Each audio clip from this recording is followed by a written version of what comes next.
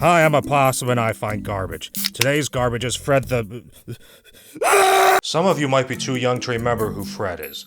He's a character created by Louis Cruikshank, and if I'm pronouncing his name wrong, I don't care. He created Fred back in 2006 for his YouTube channel, Fred, which was the first channel on YouTube to reach 1 million subscribers in April of 2009, thanks to hordes of humor-challenged preteens. His whole shtick was that he would speak in a pitched-up voice and scream a lot about anything and everything. And that's pretty much it. My mom took me to our school counselor a few times. She said, I have temper problems. But I don't! You have to understand that the early 2000s saw the height of LOL random humor, when stupid and annoying things were mistaken for funny. Back then, you could literally just yell Uber Waffle of Doom hacksaws, and the dumb Hot Topic shopping 14-year-olds who thought they were being countercultural but made up the majority of internet users at the time would laugh at it.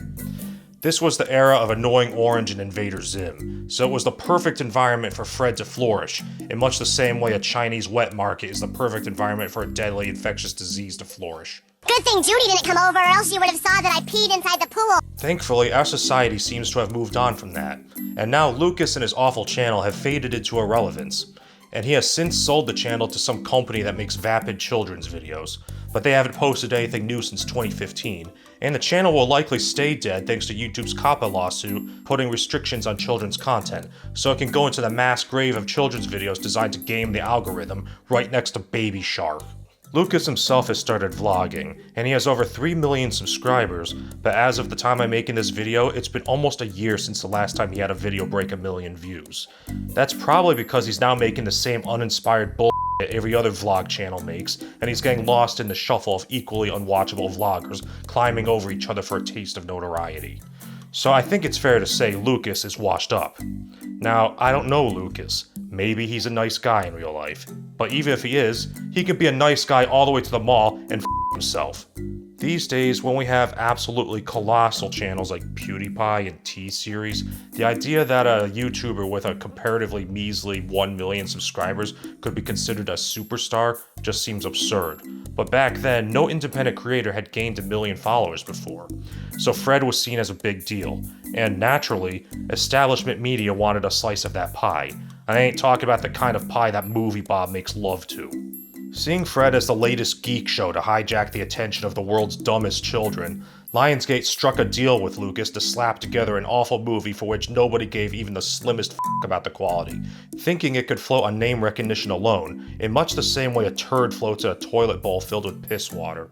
Thus, Fred the movie was inflicted upon the world, and lowered the average intelligence of the human race by a whole 2 IQ points. Hold on.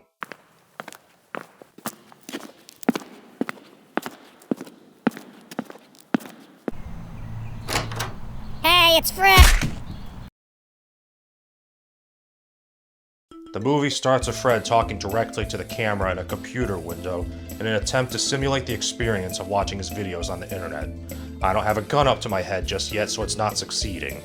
Fred explains that this is the last day of school before the weekend, and just like in his YouTube videos, he has hyperactive mannerisms and a high-pitched voice. Hi, it's Fred! Today is Friday! Oh my god, say that fast, it sounds like Fred Day! Friday, Fred Day, Friday, Fred Day. Okay, so here's what I don't get. Fred is canonically 6 years old in the YouTube videos, and the only reason I know that is because it says so on Wikipedia. So it makes sense that he has a high-pitched voice and acts like a child who didn't get spanked enough. But in this movie, he's supposed to be 15, yet he acts and sounds the same way. Is he developmentally disabled? Is that supposed to be funny? I understand that this is the character, but if he's going to act exactly the same way at 15 as he did when he was 6, why make him older and put him in middle school? Especially since almost none of the movie even takes place there, and you could conceivably rewrite the movie without it. Did they just think it would be weird to have a teenager playing a little kid in a Fred movie? So then we see some low-resolution images taken from Google Earth with the watermarks edited out, telling us about the world Fred inhabits. You might think this is just the intro and it will turn into a real movie once the opening credits are done, but it doesn't. Almost everything that happens in this movie is explained by Fred himself talking directly to the camera, or by on-screen text telling us what things are. The people who made this movie think their audience is stupid, and they're right. So we see Fred leaving school and seeing Judy, the girl he has a crush on. And I ain't talking about the kind of crush certain women with big feet make videos about on the internet. I mean, he has a creepy obsession with this girl, to the extent that we get a montage of him stalking her on her way home. And he even has a little notepad, like he's keeping track of a route or something. Gee, I can't wait to see what other wacky hijinks this character gets up to. Then Fred talks directly to the camera to explain how he's convinced Judy is his girlfriend. Then he explains how his dad isn't around, and that he likes to sing. Somebody call 911! Shorty fire burning on the dance floor! Whoa! Oh, God. So Fred gives a tour of his house, then suddenly starts screaming about how today was the worst Friday ever because the obligatory bully character, Kevin, threw balls at him in gym class. I want some more! Oh. Kevin, just leave him alone! No. By the way, crossing your eyes doesn't somehow magically make things funnier. Then Fred has a fantasy about his head falling off because the movie is desperate for laughs. Then he yells, "Oh my gammit," Oh my damn it! which it turns out is his catchphrase. I say oh my damn it because I'm not allowed to say bad words like the D word. You can suck my D word. Then the movie repeats the clip of Fred singing in the bedroom, because it was just so funny the first time. Then Fred fantasizes about Judy singing. She sings like an angel. It turns out Judy is played by somebody named Pixie Lott, who actually is a singer. She does vapid pop that all sounds the same. There's no need to concern yourself over her. So Fred throws some disgusting leftover fries on a plate, slathers them with cheese, microwaves it, then freaks out as he burns his mouth. Hot thing! I burned my dog! This is when the realization kicks in. This is going to be the whole movie. We're about to watch 80 minutes of this annoying, unfunny asshole running around and screaming. And then the existential dread kicks in. There are people who like this. This was popular enough on YouTube to get made into a movie. And the people who liked this enough to make it popular back then are now old enough to vote and have children of their own. I could make some kind of joke about wanting to kill myself, but the very thought that this was ever popular honestly upsets me. Of all the millions of talented people on YouTube who put unimaginable effort into perfecting their craft, spending thousands of hours to become the best at what they do, just for the mere chance at a fleeting moment of recognition, this is what becomes popular. Enough so that it got turned into a f***ing movie. Our society should be ashamed of itself. F*** Fred, f*** Louis Crookshank, and f*** everyone who thought this was funny. Jesus Christ, I'm only 7 minutes in. So Fred blames Kevin for ruining his relationship with Judy because they sang together in music class. Fred has a fantasy where he tells Judy that Kevin's singing isn't good enough for her, and he also somehow gets a law passed so that Kevin gets arrested for singing poorly. He also fakes a British accent for some reason. Anyone ever sings to you like that again, just tell me and I'll take care of it, darling. It's so bad, it reminds me of Keanu Reeves in Dracula. If I may inquire, what in fact happened to Mr. Renfield in Transylvania? We then abruptly cut to another Google Earth view showing the wall between Fred and Judy's house. Fred plans to invite Judy over for a pool party so he can tell her how she and Kevin don't sing well together. And as he tries to inflate the kiddie pool with his disgusting mouth, his neighbor Bertha bounces on a trampoline and points out how Judy will think it's stupid that he has a kiddie pool. So Fred runs back inside and screams to the camera about how he doesn't know anything about women and that he needs advice. So then he fantasizes about his imaginary dad, John Cena, telling him what to do. Yes, they got John Cena to be in this movie. You know this movie somehow cost $4 million to make? I'm sure Cena's paycheck was half of that. Anyway, he's the best part of this movie because he abuses Fred. So Fred gets the idea to invite Judy over so they can sing together. We get another fantasy scene, and then as Fred prepares to go to Judy's house, he sees Kevin outside and figures he might try to embarrass him in front of Judy, because being Fred isn't embarrassing enough, I guess. So Fred goes outside and Kevin starts harassing him, so Fred tells him he can't sing. Kevin becomes belligerent and chases Fred back to his house. Fred locks himself inside. He thinks Kevin is trying to get in. Already called the police, and they said that if you don't stop, you're gonna go to prison with the fattest people ever! But it turns out it's just Fred's mom, who's obviously made miserable by having to live with Fred. You know, just because you acknowledge that your character is annoying by showing them annoying other characters, that doesn't somehow magically make them less annoying to the audience. Actually, it makes it worse because it's like an admission you're doing it on purpose. Fred tells her he's inviting a friend over and she says she's gonna go take a nap. I want to take a nap, but I want my nap to be permanent. Fred complains to the camera again and mistakes Judy's British or Australian accent, or whatever the f it is, for a southern accent. Judy has such a beautiful southern accent. I know it would harmonize perfectly with my normal human accent. So Daddy Cena shows up again and shames Fred for being a yeah! Then this kid's movie makes a sex joke. Never have seen Judy's back door, but I bet it's really nice. Then Fred tries to use his mom's trampoline to jump over the wall since he can't simply walk to her house because Kevin's outside. He should just spit in his mouth and give him a disease. That's what I would do. But Fred doesn't think to do that, so we get a tedious montage of him smacking into the wall. Then he gives up and tries to tunnel under it. He hits a power line which causes Kevin to fall off his treadmill and break his arm. Then he emerges on the other side of the wall and sees two Asian kids, which causes him to think he dug all the way to China. Oh my damn, I dug all the way to China! Fred screams and retreats back into the hole because he forgot his hazmat suit, then goes back inside and explains to the camera his plan to put on a disguise to sneak past Kevin. He puts on his invisibility cloak, then harasses Kevin like some kind of sadist. But it turns out it's just another fantasy, and the real invisibility cloak is just a camouflage rain poncho. He sees himself in the mirror and is somehow smart enough to realize he's not invisible. So then he goes into his mom's closet and puts on her clothes, like some kind of Norman Bates-like serial killer, and sneaks over to Judy's house and sees an Asian family inside. Then he rushes back to his house and yells that Asian people have kidnapped Judy. Oh my damn, and Asian people kidnapped Judy! So Fred calls 911 and tries to tell them Judy has been kidnapped by Asians. But he won't stop yelling, so they hang up on him. It's a good thing he didn't see a black family in the house, or this might have turned out differently. Then Fred's mom comes in and he tells her Judy's been kidnapped, but then she explains that Judy's family moved. Judy moved? Where to? I don't know. They asked me to forward the mail. Why didn't you tell me? I didn't know you'd be so upset. I wrote the address. Fred's mom leaves, and then our oh-so-likable protagonist starts throwing an autistic tantrum and making a mess.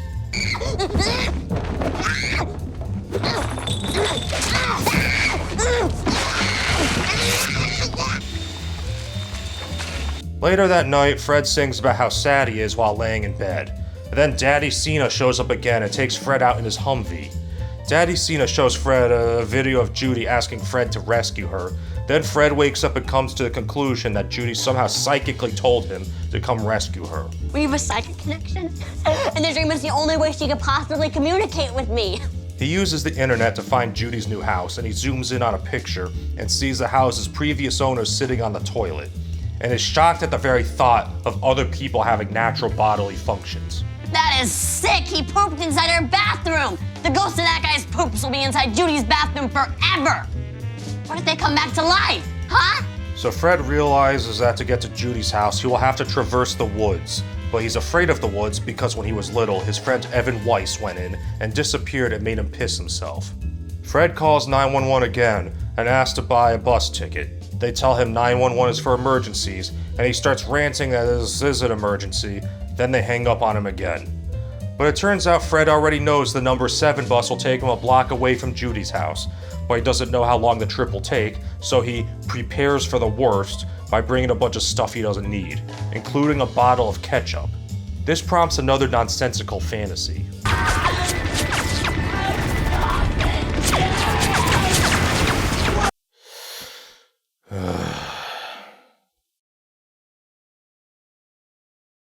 Fred steals some money from his mom's purse, then goes outside to start the second act.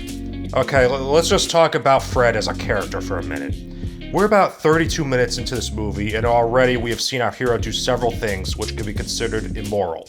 Some of them grossly so. Let's list them. Fred stalks a girl back to her house. Fred conspires in a fit of jealousy to ruin somebody else's relationship. Fred shames fat people. Fred damages public property by cutting a power line. Fred causes Kevin to break his arm. Fred is afraid of Asian people. Fred has sadistic fantasies about tormenting his enemies. Fred screams at his mom. Fred abuses emergency telephone services. Fred steals from his mom. Of course, some of these things he did by accident, and it's apparent he's too stupid to even realize some of the things he does are immoral. But this is not a formula for a likable character. Even setting aside his extremely obnoxious voice and mannerisms, Fred is an asshole who makes life miserable for everyone around him. Now, Fred being an asshole in and of itself isn't the problem. Lots of protagonists are scumbags. Characters like Daniel Plainview or Phil Connors. But the difference is, in most movies with bad guy protagonists, the story is usually about them learning the error of their ways and going through some kind of redemption to become a better person, or how their actions lead to their downfall. That ain't the case with Fred. He isn't self-aware enough to realize how awful he is, and he doesn't learn anything to improve himself throughout the whole movie. Actually, the movie ends with him being rewarded for his awfulness. But don't worry, I'll get to that. Fred is not some kind of charming scoundrel or lovable rascal. He's a loud, selfish, destructive, creepy, racist, delusional, thieving monster with an annoying voice and a childlike mind, which makes him incapable of self-reflection or even basic human empathy. And we're expected to like him and cheer for him. I don't want to watch this guy for 80 minutes. Who would? He is quite possibly the worst character I've ever seen in a starring role. And as far as I'm aware, he's not meant to be terrible. We're supposed to think he's funny, but he's not. What's funny about any of this? I'm supposed to laugh when he shrieks or sings out of tune? Somebody explain, how is this supposed to be funny? Where's the humor? And let's not forget, this is a kids' movie. This character is meant to be appealing to children. Children are meant to see him as a hero and want to see him succeed. Is this the type of character you want your kids to idolize or emulate? I genuinely believe you have to be stupid to laugh at this. I'm not even trying to play up my disgust for comedic effect. I seriously think anybody who enjoys this unironically has to be some kind of moron, even if they're a kid. I mean, I just can't get over the thought that this character was popular enough to get a movie made about him. It's an indictment against our culture. Okay, so Fred goes outside to begin his quest to the bus stop. On the way, he gets followed by Kevin. Fred gets on the number 6 bus to get away from him, and he gives the driver a $5 bill and tells him to keep the change. Fred sits in the back, and we're introduced to Fred's imaginary friend, Derf, which is supposed to be like a cooler version of Fred. Derf calls out Fred for being uncool and lying about Judy being his girlfriend. This is interesting because Derf is like a construct of Fred's imagination, so logically, he should only know what Fred knows. So Derf calling him out is equivalent to Fred realizing what's wrong with himself. Maybe Derf is a manifestation of Fred's subconscious self-hatred and represents what he wished he could be. But I think it's more likely the writers just didn't think about the logic of this scene. So Fred tells Derf he got on the number 6 bus even though he was supposed to get on the number 7 bus because he didn't want Kevin to know where he was going, because that makes sense to him. Then Fred prattles on about Judy for however long, and we see even Derf gets annoyed. Fred spends so long not paying attention that he accidentally rides the bus to the end of the line and ends up at the public pool, where he runs into Bertha again. Bertha says there's nobody in the pool because some kid took a dump in it. Bertha convinces Fred to let her bury him in the sand, because there's sand at the pool, I guess. Then Fred eats a fly. Then people show up, and Fred sees Judy drowning in the pool. Then Kevin jumps in to save her, and they start singing, which makes Fred freak out. But it turns out it's just another fantasy. Fred escapes from the sand and makes his way to a laundromat. He strips down to his underwear, which causes him to get kicked out. Fred goes to a nearby car wash, and they just let him go through without a car. He emerges from the other side with his hair puffed up from the blow dry, and then we get another musical number, this time with auto-tune. Give her that hot, hot. Give me that beep, beep, beep. Now here's an interesting artistic decision. They reframed the shot in post and neglected to crop it to fill the frame, resulting in part of the car getting cut off. This symbolizes how the filmmakers didn't care. Let me remind you, this movie had a budget of $4 million. Fred nearly gets run over by a woman who comments on how his hair looks stupid. Then Fred realizes how his hair looks without touching it. I think the implication is he saw his reflection in her car, but I guess they forgot to film that. Again, $4 million. So Fred fixes his hair back into that awful scumbag haircut that you only ever see on dumb white guys who wear stocking caps in the summer.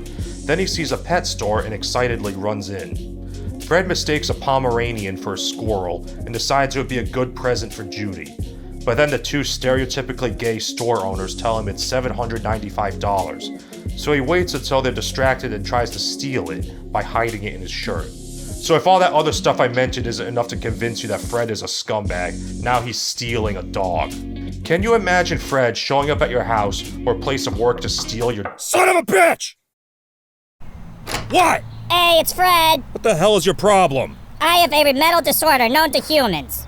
Really? Even anosognosia? Yes. Ekbom syndrome? Yeah. Tardive dyskinesia? Yup. Frigoli delusion? That one especially. But most of all, I suffer from multiple personalities. Want to know their names? No. Their names are Alex Bones, Black Magic's 95, Charles J. Harris, Chris Ingot, Darth Vader Lip. Oh,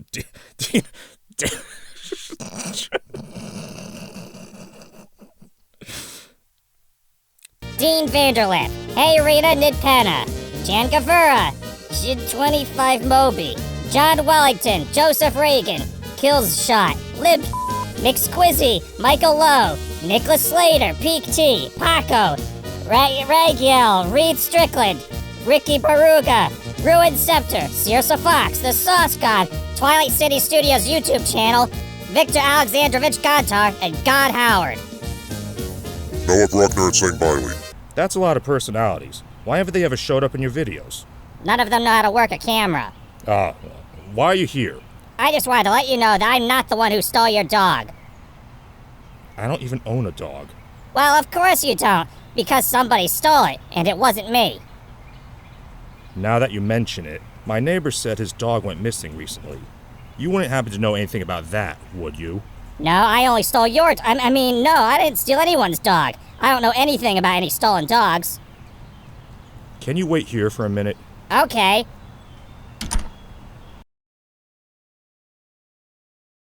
Hey, I think I know who took your dog. No, he's been hanging outside my house all day. I'm sure he'll still be here when you get home. Okay, great. Bye-bye. So of course the store owners see Fred trying to steal the dog. So one of them pulls out a can of mace and threatens him, but he accidentally sprays the other guy. So Fred puts the dog back and runs out of the store.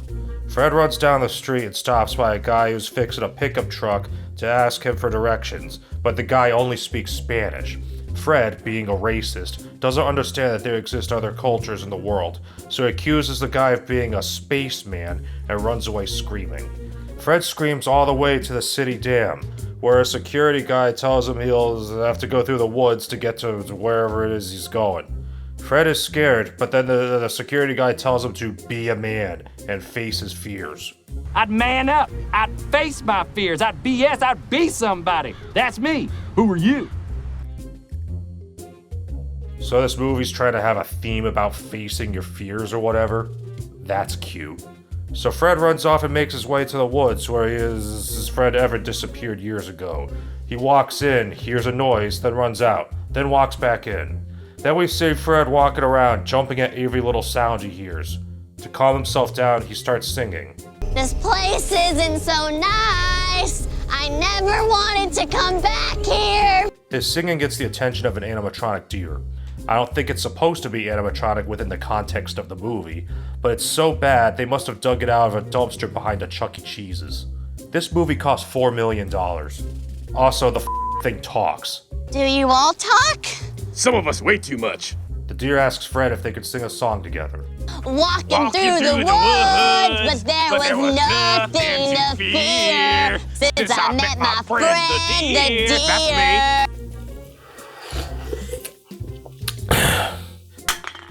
Fred comments they never understood why he was always so afraid of the woods. The deer runs away, conveniently in a POV shot so we don't have to see its legs have no articulation. And then this happens. Fred! It's me, Evan Weiss! I got it! Got what? The ball! I got the ball! So instead of helping his long-lost Fred back to civilization, Fred just screams and runs away, abandoning him, just like my parents. Fred emerges from the other side of the woods and finds the number 7 bus stop. He sets up camp.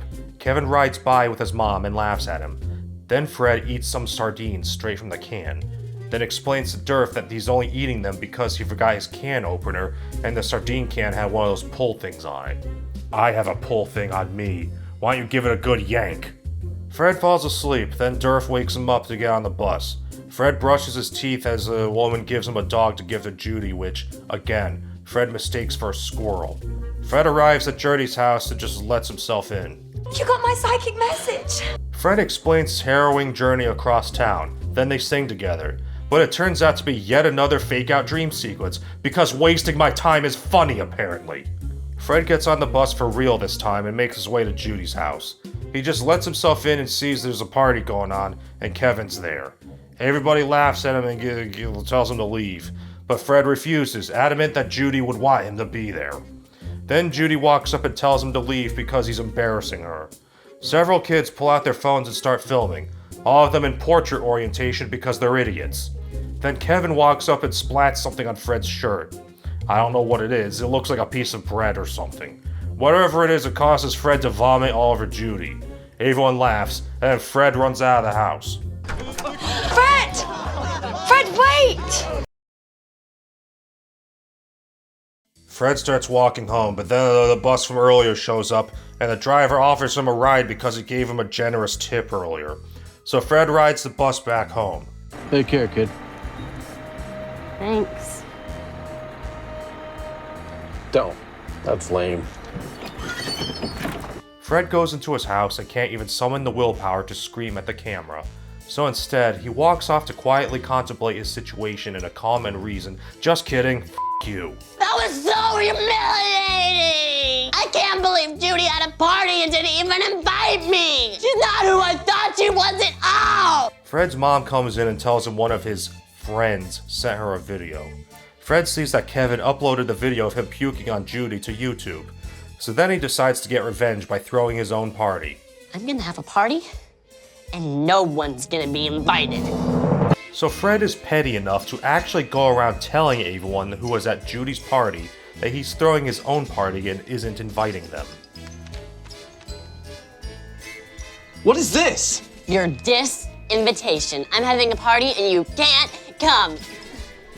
We get a montage of Fred handing out his disinvitations to everyone, including people who I don't think were even at Judy's party. Hey guys, just wanted to let you guys know that I was having a party, but you're not invited. This is like psychopath behavior. Imagine if a complete stranger just ran up to you and said you weren't invited to his party, then laughed as if he was getting some kind of sick thrill from doing so. How weird and creepy would that be? He even goes so far as to lie to this one girl, saying everyone told him she wasn't cool enough to invite. And I asked everyone, and they all specifically said you weren't cool, so here you go. What an a**hole. Fred makes his way to Bertha's house to disinvite her too, but then Bertha says she didn't think the video was funny. Are you serious? Oh, and I was all and then Kevin was like, oh, let's throw a piece of pizza at him, ha! Oh, is that what that thing was? Getting pizza on his shirt made him puke? Bertha points out that she wasn't invited to Judy's party, so then Fred decides to invite her to his, and gets her to bring a ton of clothes. It seems Fred has a plan. We then see Fred and Bertha making a video where they put on all the different clothes and dance around and use dummies to create the illusion that there's a bunch of people there. Do you understand what's happening?